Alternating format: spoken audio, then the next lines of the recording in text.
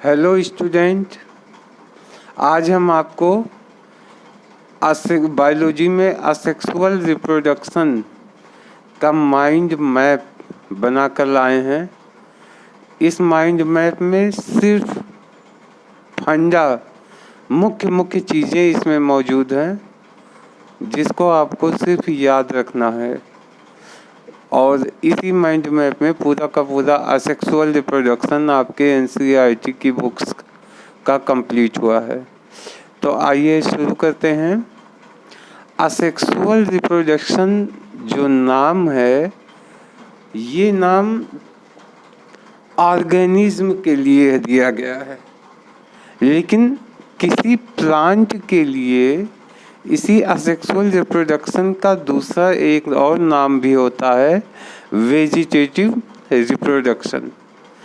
तो चाहे vegetative reproduction कहेंगे प्लांट में या असेक्सुअल रिप्रोडक्शन, और आज जीवों के लिए असेक्सुअल रिप्रोडक्शन होता है। अब आते हैं असेक्सुअल रिप्रोडक्शन है क्या।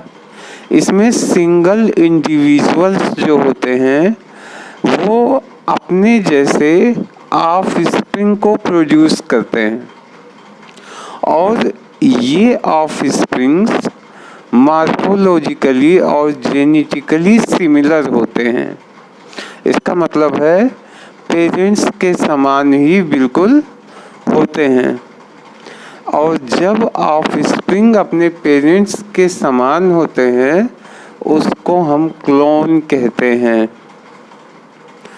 अब आ जाते हैं इधर।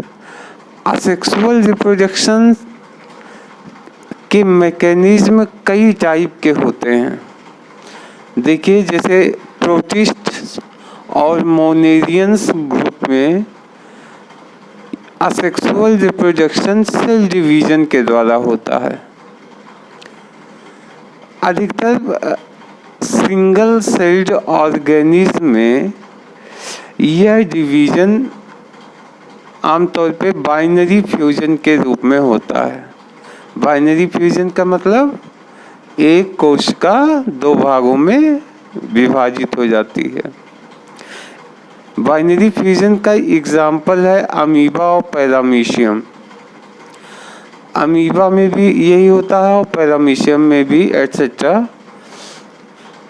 अमीबा में एक और चीज़ होती है, अगर अनफेवरेबल कंडीशंस आ जाएं तो ये क्या करता है, अपने स्यूडोपोडिया को विड्रॉन कर लेता है और पड़ा रहता है। इस सिस्टम को कहते हैं एनसिस्टेशन, और ऐसे ही रहता है। और जब फेवरेबल कंडीशन आता है तो इसका जो सिस्ट होता है वो बर्स्ट कर जाता है और उसके स्पोर्स निकल जाते हैं और वो कई अमीबा बनाते हैं। इनके इस सिस्टम को कहते हैं स्पोरुलेशन। इसका मतलब है कि बाइनरी फ्यूजन एक नॉर्मल स्टेज में होता रहता है, साथ ही साथ अनफेवरेबल कंडीशंस में भी यह अपना स्यूडोपोडिया को इकट्ठा कर लेता है, और बाद में जब फेवरेबल कंडीशन आएगा तब यह अपना डिवीजन कर लेगा। अब आते हैं ईस्ट में। अब आप देखें, जैसे सिंगल सेल्ड ऑर्गेनिज्म में फिजियन के द्वारा हुआ सेल डिवीजन होता है, ईस्ट में रिप्रोड्यूस होते हैं बर्ड्स के द्वारा। सेम इसी तरीके से फंजाई किंगडम में जू स्पोर्स के द्वारा इनका रिप्रोडक्शन कंप्लीट होता है।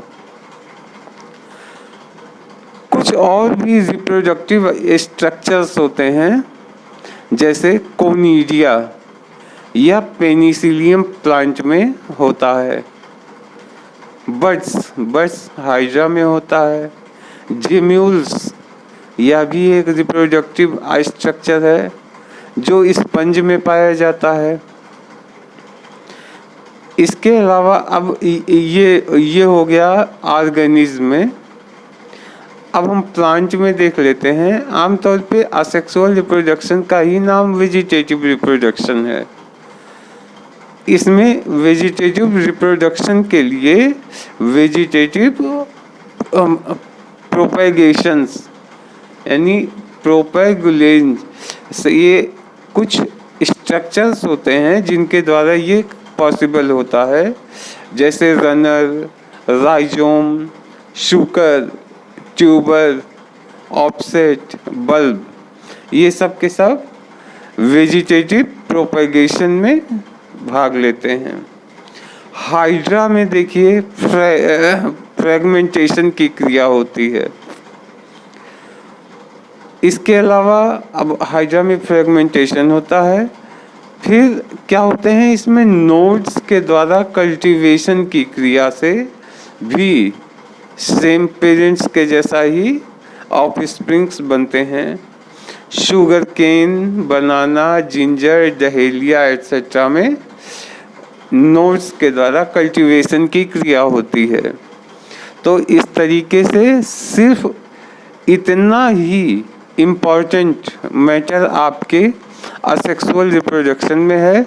अगर इसको ध्यान से आप याद रखें तो यह आपके बोर्ड के साथ साथ नीट एग्ज़ाम के लिए बहुत ही प्रॉफिटेबल होगा। चैनल को सब्सक्राइब किए रखिएगा। हम आपको लगभग हर विषय के रोज़ माइंड मैप बना के देते रहेंगे और उसको आप आराम से पढ़ें, उसको याद करें, आपको सफलता मिलेगी। Thank you.